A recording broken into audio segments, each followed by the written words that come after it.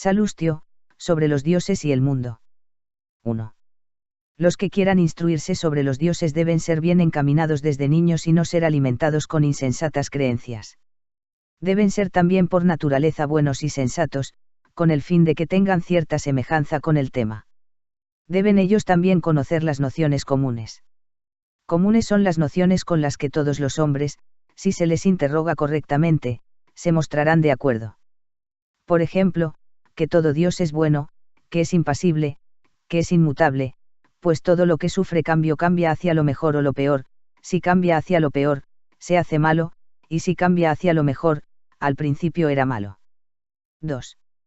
Que el discípulo sea así y las doctrinas sean como sigue. Las esencias de los dioses no han sido creadas, pues lo que siempre existe nunca es creado, sino que existe siempre cuanto posee el poder primero y por naturaleza es impasible. Ni están formadas por cuerpos, pues también los poderes de los cuerpos son incorpóreos. Ni están contenidas en un espacio, pues ello es propio, creo, de los cuerpos, ni están separadas de la causa primera ni entre sí, como tampoco están separados del intelecto los pensamientos, ni del alma las ciencias, ni del ser vivo las sensaciones. 1. 3. ¿Por qué, pues, los antiguos, pasando por alto estas doctrinas, hicieron uso de los mitos? Merece la pena investigar. Este es en primer lugar el beneficio que se obtiene de los mitos, la investigación y posesión de una inteligencia no inactiva. Que indudablemente los mitos son divinos, se puede decir a partir de los que han hecho uso de ellos, pues tanto entre los poetas, los inspirados por la divinidad como entre los filósofos, los mejores, así como los que han enseñado los misterios y los mismos dioses en sus oráculos, han hecho uso de los mitos. Pero porque los mitos son divinos es una cuestión 2.7 que atañe a la filosofía. Puesto que efectivamente todo lo existente gusta de la semejanza y rechaza la desemejanza, era preciso también que las doctrinas relativas a los dioses fuesen semejantes a ellos, con objeto de que fueran dignas de su esencia e hiciesen favorables los dioses a los que las exponen, objetivo que sólo a través de los mitos se podía conseguir. A los dioses mismos, pues, de acuerdo con lo decible e indecible, con lo oscuro y manifiesto, con lo evidente y lo oculto, los mitos imitan la bondad de los dioses, pues lo mismo que ellos han hecho los bienes procedentes de lo sensible comunes a todos, y, en cambio, los procedentes de lo inteligible solo a los sensatos, así los mitos dicen a todos que los dioses existen, pero quiénes y cómo son ellos solo a los que son capaces de conocerlos. Ellos imitan también las actividades de los dioses, pues se puede también llamar al mundo mito, puesto que son manifiestos en el cuerpos y objetos, pero almas e intelectos están ocultos. Además, querer enseñar a todos la verdad sobre los dioses, a los insensatos, por su incapacidad de captarla, les infunde desdén, y a los buenos indolencia. El velar, en cambio, la verdad por medio de mitos a unos no les permite desdén y a los otros les obliga a filosofar. Pero ¿por qué se han narrado en los mitos adulterios, robos, encadenamientos de padres y demás extravagancias? 7. O también es digna de admiración su finalidad, en el sentido de que merced a la extravagancia aparente al punto el alma considera los relatos como velos y piensa que la verdad es indecible. 4. Entre los mitos unos son teológicos, otros físicos, otros psíquicos, materiales y mezcla de estos. Son teológicos los que no se sirven de cuerpo alguno, sino que consideran la esencia misma de los dioses, por ejemplo, la deglución por parte de Crono de sus hijos, puesto que Dios es intelectual y todo intelecto hace conversión hacia sí mismo, el mito expresa en forma enigmática la esencia de Dios. Se pueden considerar los mitos desde un punto de vista físico, cuando se describen las actividades de los dioses relativas al mundo, por ejemplo, ya algunos han considerado a Crono como el tiempo, y, al llamar a las divisiones del tiempo hijos del todo, dicen que los hijos son devorados por su padre. El género psíquico consiste en la observación de las actividades del alma en sí, porque también los pensamientos de nuestras almas, aunque se proyecten hacia los demás, sin embargo permanecen en sus progenitores. Material, el menos valioso, es del que hicieron uso sobre todo los egipcios por su incultura, considerando a los mismos cuerpos dioses y llamando Isis a la tierra, Osiris a lo húmedo, Tifón al calor, o bien Crono al agua, Adonis a los frutos y Dioniso al vino. Decir que estas cosas están consagradas a los dioses, como las plantas, las piedras y los animales, es propio de hombres sensatos, pero llamarlas dioses es propio de dementes, a no ser en el mismo sentido en que llamamos coloquialmente Sol a la esfera del Sol y al rayo que surge de su esfera. La clase mixta de los mitos se puede observar en numerosos ejemplos, pero entre otros, en particular, se dice que en el banquete de los dioses la discordia arrojó una manzana de oro y que las diosas, disputando por ella, fueron enviada por Zeus a presencia de París para que viesen dirimida su disputa, y se cuenta que le pareció Afrodita hermosa y que le dio a ella la manzana. Aquí, en efecto, el banquete significa los poderes hipercósmicos de los dioses, y por ello están juntos. La manzana de oro significa el mundo, que, producto de los contrarios, con razón se dice que es arrojada por la discordia. Y puesto que diversos dioses concedieron dones diversos al mundo, parece que disputan por la manzana, el alma que vive de acuerdo con la sensación, pues es lo que simboliza París, que no ve en el mundo otros poderes sino solo la belleza, dice que la manzana es de Afrodita. Entre los mitos, los teológicos convienen a los filósofos, los físicos y psíquicos a los poetas, y los mixtos a los ritos de iniciación, puesto que toda iniciación pretende también ponernos en contacto con el mundo y los dioses. Si hay que exponer otro mito, se cuenta que la madre de los dioses, habiendo visto a Atis tendido a orillas del río Galo, se enamoró de él, y que tomando el bonete estrellado se lo puso sobre su cabeza, y que en adelante le tenía con ella, pero él, enamorado de una ninfa, tras abandonar a la madre de los dioses, se fue a vivir con la ninfa. A consecuencia de ello la madre de los dioses volvió loco a Atis, y le hizo que, tras cortarse los genitales, los dejara con la ninfa, y que de nuevo volviendo conviviera con ella. Pues bien, la madre de los dioses es la diosa generadora de vida, y por ello se le llama madre. Atis es el artesano de lo que viene a la existencia y muere, y por ello se dice que fue descubierto a orillas del río Galo, pues Galo encubiertamente significa el círculo lácteo, de donde proviene el cuerpo pasible. Y como los primeros dioses llevan a su culminación a los secundarios, la madre ama a Atis y le da poderes celestes, pues esto significa el bonete. Atis, sin embargo, ama a la ninfa, y las ninfas son las que presiden la generación, pues todo lo generado fluye, pero, puesto que debía detenerse la generación y no nacer algo peor que lo más bajo, el artesano que realizó estas cosas, arrojando los poderes generadores en el mundo en devenir, de nuevo se une a los dioses. Estos acontecimientos no acaecieron nunca, pero existen siempre. El intelecto ve todo a la vez, pero la palabra expresa unos primeros y otros después. Así, puesto que el mito está íntimamente relacionado con el mundo, nosotros, que imitamos al mundo, pues ¿cómo podríamos tener un orden mejor? Celebramos una fiesta por ello. En primer lugar, como también nosotros mismos hemos caído del cielo y convivimos con la ninfa, vivimos cabizbajos y nos abstenemos de pan y demás alimento pesado e impuro, pues ambos son contrarios al alma. Luego la tala de un árbol y el ayuno simbolizan también nuestra separación de la ulterior procesión de la generación. Además el alimento de leche simboliza nuestro renacimiento. A continuación hay regocijo, corona así como un retorno a los dioses. Ahora lo prueba además la estación del ritual. Hacia la primavera y el equinoccio se llevan a cabo los ritos, cuando cesa de nacer lo que nace y el día es más largo que la noche, hecho que está en íntima relación con las almas que ascienden. El rapto de Core, al menos, se sitúa míticamente como acaecido hacia el equinoccio contrario, lo cual simboliza precisamente el descenso de las almas. Ojalá a nosotros, que hemos hablado tanto de los mitos, los mismos dioses y las almas de los que han escrito los mitos nos sean favorables. 5.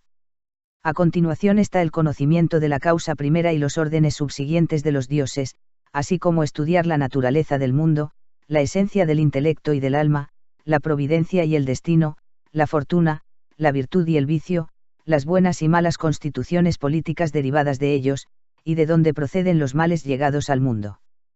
Cada uno de estos temas exige numerosas y largas discusiones, pero nada impide quizás hablar brevemente con el fin de no permanecer sumidos en la más completa ignorancia. La causa primera debe ser una, pues la mónada preside la pluralidad toda, y vence todo con su poder y bondad. Por esta razón todo debe necesariamente participar de ella, pues por su poder nada le supondrá obstáculo, ni se mantendrá apartada por su bondad. Ahora bien, si ella fuera alma, todo sería animado. Si ella fuera intelecto, todo sería intelectual. Si ella fuera esencia, todo participaría de la esencia, y al ver esta cualidad algunos en todas las cosas la consideraron esencia. Indudablemente, si los seres simplemente existieran y no fueran buenos, el argumento sería verdadero, pero si por su bondad existen los seres y participan del bien, el primer principio necesariamente es supersustancial y bueno necesariamente. He aquí una prueba muy importante: las almas valerosas desedeñan por el bien su existencia, cuando voluntariamente arrostran un peligro por la patria, los amigos o la virtud. Tras tan indecible poder vienen los órdenes de los dioses. 6. Entre los dioses unos son encósmicos, y otros hipercósmicos. Con encósmicos me refiero a los dioses mismos que hacen el mundo, y entre los hipercósmicos unos hacen las esencias de los dioses, otros el intelecto, y otros las almas. Por esta razón comprenden 3 órdenes y pueden encontrarse todos en los tratados al respecto. Entre los encósmicos unos hacen que el mundo tenga existencia, otros lo animan, otros a él, que está constituido por contrarios, le dan armonía, y otros, una vez armonizado, velan por él. Al ser, por tanto, 4 los cometidos y cada uno con principio, medio y final, necesariamente son 12 los que lo gobiernan. Los que hacen el mundo son Zeus, Posidón y Hefesto, los que lo animan Demeter, Hera y Artemis, los que lo armonizan Apolo, Afrodita y Hermes, los que velan por el Hestia, Atenea y Ares. Indicios encubiertos de ello se pueden observar en las estatuas: Apolo afina la lira, Atenea está armada, Afrodita, en cambio, está desnuda, puesto que la armonía crea la belleza y la belleza no está oculta en los objetos visibles. Puesto que estos dioses tienen el mundo en un primer nivel, hay que considerar también que los demás dioses están contenidos en ellos, por ejemplo, Dioniso en Zeus, Asclepio en Apolo, y las Cárites en Afrodita. Se pueden también observar sus esferas: la tierra de Hestia, el agua de Posidón, el aire de Hera, el fuego de Hefesto, y las 6 esferas superiores de los dioses en los que habitualmente se piensa. Pues Apolo y Artemis deben ser entendidos como el sol y la luna, la esfera de Crono se debe asignar a Demeter, y a Atenea el éter, pero el cielo es común a todos los órdenes, poderes y esferas de los 12 dioses. De esta forma han sido expuestos y celebrados con himnos. 7. El mundo en sí necesariamente es imperecedero e increado. Imperecedero, porque necesariamente, si él pereciera, la única posibilidad es hacer uno mejor o uno peor o el mismo o un caos. Pero si es uno peor, el que hace uno peor de uno mejor es malo. Y si es uno mejor, el que no hace lo mejor desde un principio es imperfecto en su poder. Y si es el mismo, en vano lo hará. Y si es un caos, en absoluto es lícito prestar atención a esta hipótesis. En cuanto a que es increado, es suficiente lo siguiente para demostrarlo: pues si no perece, en absoluto fue creado, pues todo lo creado perece, y porque necesariamente, puesto que el mundo existe por la bondad de Dios, siempre Dios es bueno y el mundo existe. Del mismo modo que la luz coexiste con el sol y el fuego, y la sombra con el cuerpo. Entre los cuerpos que están en el mundo unos imitan al intelecto y se mueven en círculo, otros al alma y se mueven rectilíneamente. Entre los que se mueven rectilíneamente, el fuego y el aire lo hacen hacia arriba, y la tierra y el agua hacia abajo. Entre los que se mueven en círculo, la esfera de los astros fijos lo hacen desde el este, mientras que las 7 esferas planetarias lo hacen desde el oeste. Las causas de ello son numerosas, pero, entre otras, especialmente el evitar que la generación fuera imperfecta, en el caso de que la revolución de las esferas fuera rápida. Al ser diferente su movimiento, necesariamente difiere también la naturaleza de los cuerpos: ni fuego ni frío produce el cuerpo celeste ni efecto otro alguno correspondiente a los 4 elementos. Como el mundo es una esfera, el zodíaco efectivamente lo demuestra, puesto que de toda esfera, abajo, es, el centro, es efectivamente lo más distante de todos los puntos, y los cuerpos pesados se mueven hacia abajo, se mueven, por tanto hacia la tierra. Todo ello hacen los dioses, ordena el intelecto y mueve el alma. Respecto a los dioses ya se ha hablado previamente. 8. El intelecto es un poder, que ocupa un segundo rango tras la esencia, pero un primero antes que el alma, que recibe de la esencia su existencia, pero que perfecciona el alma, como el sol la vista. Entre las almas unas son racionales e inmortales, otras, en cambio, irracionales y mortales. Unas derivan de los primeros dioses, las otras, en cambio, de los secundarios. En primer lugar hay que investigar qué es en verdad el alma. Lo que realmente diferencia lo animado de lo inanimado es el alma, y los diferencia por el movimiento, la sensibilidad, la imaginación, la inteligencia.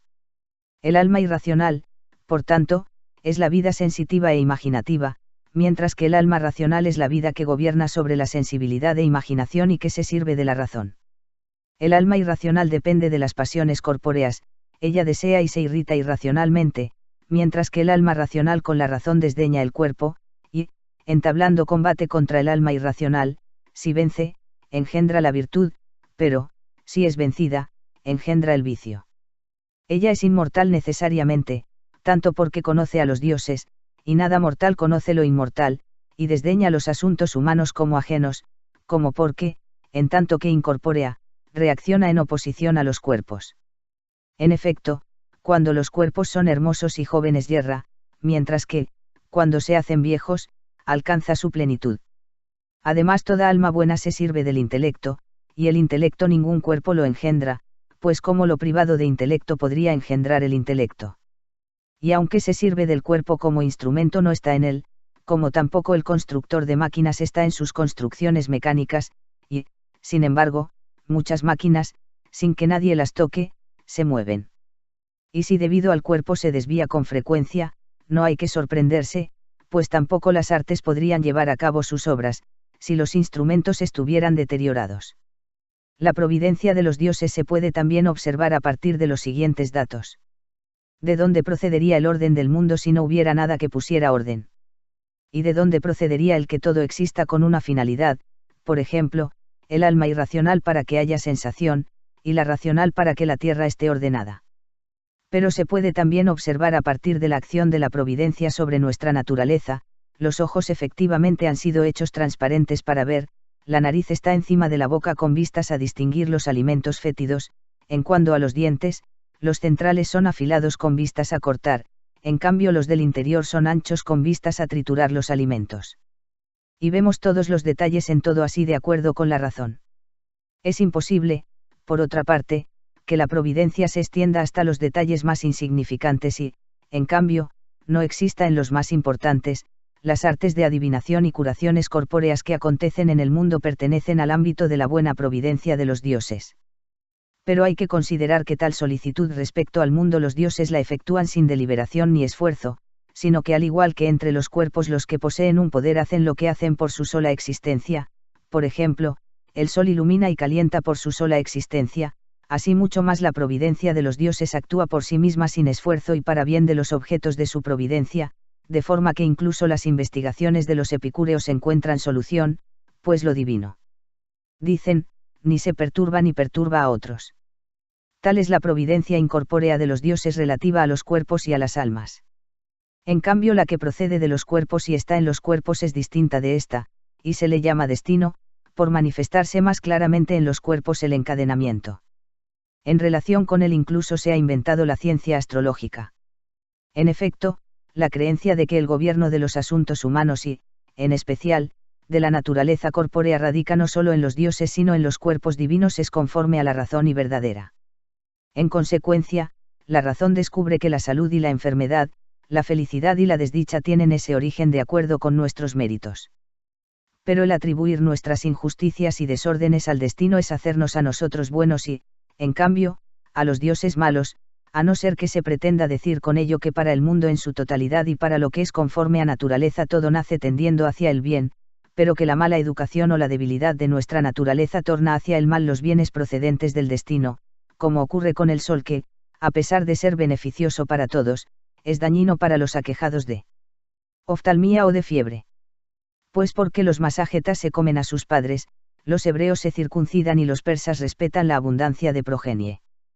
Como, si se les llama a Crono y a Ares maléficos se les hace, a su vez, buenos adscribiéndoles la filosofía realeza, generalato y tesoros. Si, por otra parte, se habla de trígono y tetrágono, resulta absurdo que la virtud humana permanezca en todas partes la misma y en cambio los dioses cambian según sus posiciones. Además, el predecir la alta o baja cuna de los padres enseña que, lejos de ser causa de todo, los astros solo proporcionan ciertas indicaciones. Pues como lo anterior al nacimiento podría proceder del nacimiento.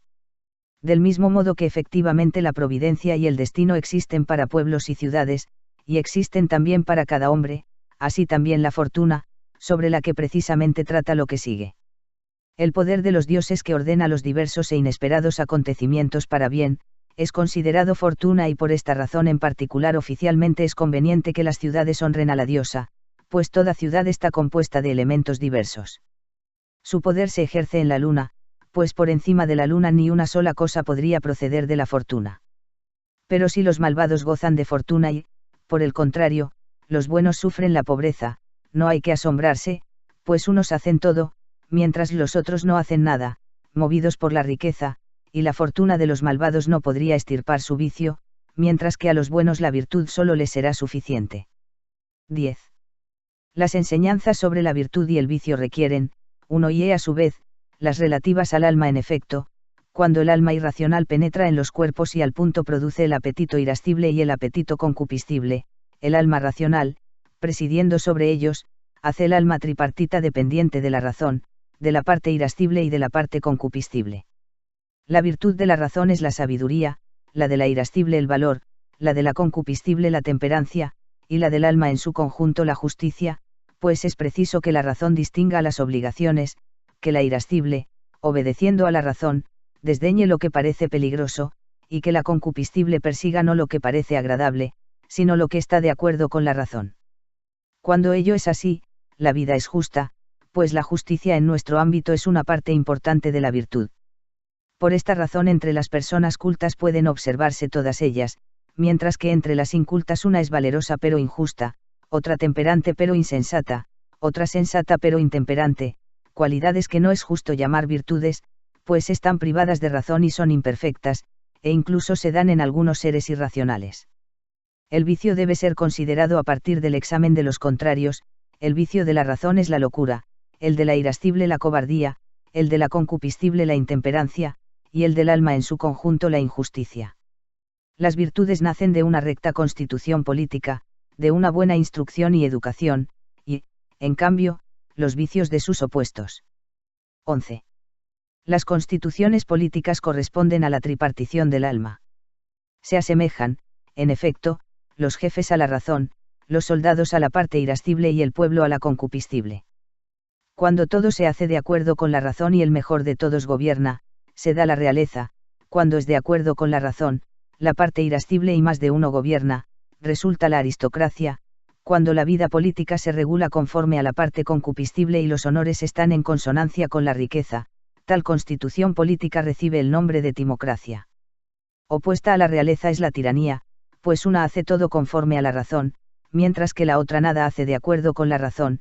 Opuesta a la aristocracia es la oligarquía, porque no los mejores sino unos pocos, los peores, son los que gobiernan. Opuesta a la timocracia es la democracia, porque no los que poseen las riquezas sino el pueblo es señor de todo. 12.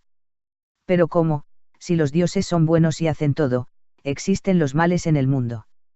Quizás hay que decir en primer lugar que, puesto que los dioses son buenos y hacen todo, la naturaleza del mal no existe, sino que por ausencia del bien se da, al igual que la sombra en sí no existe, sino que por ausencia de luz se da. Necesario es, si existe, que exista o en los dioses o en los intelectos o en las almas o en los cuerpos. Pero en los dioses no existe, pues todo Dios es bueno. Si se dice que el intelecto es malo, se está hablando de un intelecto no inteligente. Si se dice del alma, se la hará peor que el cuerpo, pues todo cuerpo en sí no posee el mal. Si se dice que procede del alma y del cuerpo, es absurdo que por separado no sean malos y, en cambio, juntos produzcan el mal. Si, por otra parte, se llama a los demonios malos, si su poder lo poseen a partir de los dioses, no podrían ser malos, pero si su fuente fuera otra, no todo lo hacen los dioses. Ahora bien, si no hacen todo, o bien es porque, queriendo, no pueden o porque, pudiendo, no quieren, hipótesis ambas que no convienen a Dios. Así pues, que nada en el mundo por naturaleza es malo, a partir de estos argumentos se puede observar. El mal aparece relacionado con las actividades de los hombres, y no de todos ellos, ni siempre.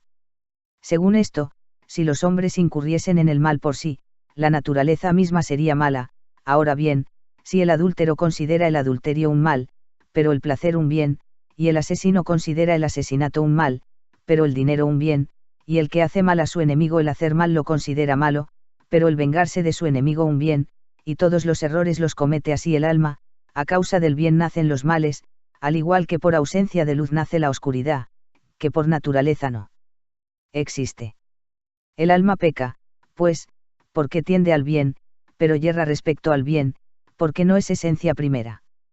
Con el fin de no errar y, si ha errado, remediarlo, se 6 pueden observar numerosos remedios procedentes de los dioses, artes, ciencias y ejercicios, plegarias, sacrificios y ritos de iniciación, leyes y constituciones políticas, juicios y castigos, deben su existencia por tratar de impedir que las almas yerren, y a su salida del cuerpo los dioses y demones purificadores las purifican de sus errores. 13. Sobre los dioses, pues, sobre el mundo y sobre los asuntos humanos para los que no son capaces de ser dirigidos por la filosofía, pero no son incurables en cuanto a sus almas, bastará lo dicho. Pero queda por hablar sobre su no creación alguna vez y su no separación recíproca, puesto que también nosotros en nuestras enseñanzas dijimos que los principios segundos derivan de los primeros. Todo lo creado, ya por arte o por naturaleza o por un poder, es creado. En efecto, el creador, sea por arte o por naturaleza, es necesariamente previo a sus efectos, mientras que el creador según un poder reúne consigo mismo sus creaciones, puesto que posee también un poder inseparable, como el sol la luz, el fuego el calor, y la nieve el frío. Por consiguiente, si por arte los dioses hacen el mundo, hacen no su ser, sino la forma de su ser, pues todo arte hace la forma. ¿De dónde procede entonces el ser del mundo? Si es por naturaleza, todo creador por naturaleza da algo de sí mismo a lo producido, pero, si los dioses son incorpóreos, preciso sería que también el mundo fuera incorpóreo. Si se dice que los dioses son cuerpos, ¿de dónde procedería el poder de los incorpóreos? Si incluso aceptamos este punto de vista, si el mundo se destruye, necesariamente se destruye su creador, puesto que crea según naturaleza. Si ni por arte ni por naturaleza los dioses hacen el mundo, queda solo por poder. Ahora bien, todo lo creado por poder coexiste con el poseedor del poder, y tampoco lo así creado puede nunca perecer, a no ser que se prive al creador de su poder. De forma que los que admiten la destrucción del mundo dicen que los dioses no existen, o bien, si dicen que los dioses existen, imaginan a Dios impotente. Así pues, al hacer todo por poder, hace que todo coexista con él mismo, y, al ser su poder supremo, debía crear no solo hombres y animales, sino dioses, ángeles y demones. Cuanto mayor es la distancia entre el primer Dios y nuestra naturaleza, tanto más numerosos deben ser los poderes intermedios entre nosotros y él, pues todo lo que está muy distante lo uno de lo otro tiene muchos intermediarios. 14. Si una persona considera la inmutabilidad de los dioses conforme a la razón y verdadera, y se muestra perpleja de cómo se complacen con los buenos y abominan de los malos, con los pecadores se irritan y, al ser servidos, se vuelven favorables, hay que decir que Dios no conoce el placer, pues lo que conoce el placer también conoce el dolor, ni conoce la cólera, pues la cólera es también una pasión, ni se le concilia con dones, pues por el placer se vería dominado, ni es lícito que lo divino se vea afectado para bien o para mal por los asuntos humanos. Por el contrario, ellos son buenos eternamente y solo hacen el bien, no causan el mal nunca, pues están siempre en el mismo estado. Nosotros, si somos buenos, por semejanza con los dioses entramos en comunión con ellos, pero, si somos malos, por desemejanza nos alejamos, y si vivimos de acuerdo con la virtud nos unimos a los dioses, pero, si somos malos, los hacemos enemigos nuestros, no porque ellos se irriten, sino porque nuestros pecados no permiten a los dioses iluminarnos y nos ligan a los demones castigadores. Por el contrario, si por plegarias y sacrificios hallamos el perdón de nuestros pecados, veneramos a los dioses y los cambiamos, por lo menos, curando nuestro vicio por medio de estos actos y por la conversión hacia lo divino, de nuevo gozamos de la bondad de los dioses. De forma que es equivalente decir que Dios abomina de ellos malos y que el sol se oculta a los que han perdido la vista. 15. Con estas consideraciones queda resuelta a la vez la cuestión relativa a los sacrificios 64 y demás honores tributados a los dioses. Lo divino en sí, en efecto, no tiene carencias, y los honores se realizan para nuestro propio provecho. La providencia de los dioses se extiende por todas partes, y precisa de adaptabilidad solo para su acogida. Ahora bien, toda adaptabilidad nace por imitación y semejanza, razón por la que los templos imitan el cielo, los altares la tierra, las estatuas la vida, y por ello están hechas a imagen de los seres vivos, las plegarias lo intelectual, los signos sagrados los poderes indecibles superiores, las plantas y las piedras la materia, y los animales sacrificados la vida irracional que hay en nosotros. Con todas estas cosas los dioses no obtienen provecho alguno, pues qué provecho podría existir para Dios, en cambio nosotros obtenemos la unión con ellos. 16. Vale la pena, en mi opinión, añadir unas pequeñas consideraciones sobre los sacrificios en primer lugar, puesto que tenemos todo a partir de los dioses, es justo ofrecer a los dadores las primicias de sus dones, las primicias de nuestros bienes bajo la forma de ofrendas, de nuestros cuerpos bajo la forma de cabellos, y de nuestra vida bajo la forma de sacrificios. En segundo lugar, las plegarias sin sacrificios son solo palabras, en cambio las acompañadas de sacrificios son palabras animadas, pues la palabra fortifica la vida y la vida anima la palabra. Además, la felicidad de cualquier cosa es su propia perfección, y la propia perfección para cada uno es la unión con su causa. Por esta razón también nosotros anhelamos unirnos a los dioses. Por tanto, puesto que la vida primera es la de los dioses, que la humana también es su ena forma de vida, y que ésta quiere unirse a aquella, precisa de un mediador, pues los objetos más distantes no se unen sin mediación. El mediador debe ser semejante a los objetivos unidos. Era necesario, pues, que el mediador de la vida fuera la vida. Por esta razón seres vivos sacrifican los hombres, tanto los felices de ahora como todos los de antaño, y ello no indiscriminadamente, sino sacrificando a cada dios las víctimas convenientes junto con muy diverso culto. Sobre este tema es suficiente. 17. En cuanto al mundo, se ha dicho que los dioses no lo destruirán, pero queda por hablar de que poseen a tu radioleza imperecedera. En efecto, todo lo que perece perece o bien por sí mismo o por otro. Por tanto, si el mundo perece por sí mismo, sería preciso tanto que el fuego se consumiese como que el agua se desecase, mientras que si lo es por otro, puede ser por un cuerpo o por algo incorpóreo. Pero es imposible por algo incorpóreo, pues lo incorpóreo, por ejemplo, la naturaleza y el alma, preserva los cuerpos, y nada perece por lo que por naturaleza preserva, mientras que si perece por un cuerpo, lo es o bien por los existentes o bien por otros. Si lo es por los existentes, es o bien que los que se mueven en círculo hacen perecer a ellos que se mueven rectilíneamente, o bien que los que se mueven rectilíneamente hacen perecer a los que se mueven en círculo. Pero ni los que se mueven en círculo poseen una naturaleza destructora, pues porque no vemos nada destruido por ello, ni los que se mueven rectilíneamente pueden alcanzar a aquellos, pues porque no han podido hasta ahora. Ahora bien, tampoco los que se mueven rectilíneamente pueden destruirse mutuamente, pues la destrucción de uno es la creación de otro, y ello no es destrucción sino cambio. Sí, por otra parte, el mundo perece por otros cuerpos, de dónde proceden y dónde están ahora. No se puede decir. Además, todo lo que perece perece o en forma o en materia. Ahora bien, la forma es la figura, y la materia el cuerpo. Si las formas perecen, en tanto la materia permanece, vemos que nacen otros seres, pero si la materia perece, como en tantos años no ha faltado. Si en lugar de la materia que perece nace otra, nace o bien de algo existente o bien de algo que no existe, pero si es de algo existente, como lo existente permanece siempre, también la materia existe siempre, y si incluso lo existente perece, no el mundo solo sino incluso el todo se dice que perece. Si de algo que no existe nace la materia, en primer lugar es imposible que de lo que no existe nazca algo, pero incluso si ello sucediera y fuera posible que de lo que no existe nazca la materia, en tanto que existiera lo que no existe, existirá también la materia, pues nunca muere lo que no existe. Pero si se dice que la materia permanece sin forma, en primer lugar porque ello se aplica al mundo no en sus partes sino en su totalidad. En segundo lugar, no perece el ser de los cuerpos sino su belleza solo. Además, todo lo que perece o bien se resuelve en aquellos elementos de los que procede, o bien desaparece en la nada. Pero si se resuelve en aquellos elementos de los que procede, de nuevo nacen otras cosas, pues porque han sido creados al principio, y si lo existente va a la nada, que impide que también Dios lo sufra. Ahora bien, si su poder lo impide, no es propio del poseedor de ese poder preservarse solo a sí mismo, e igualmente es imposible que de la nada nazca lo existente y lo existente desaparezca en la nada.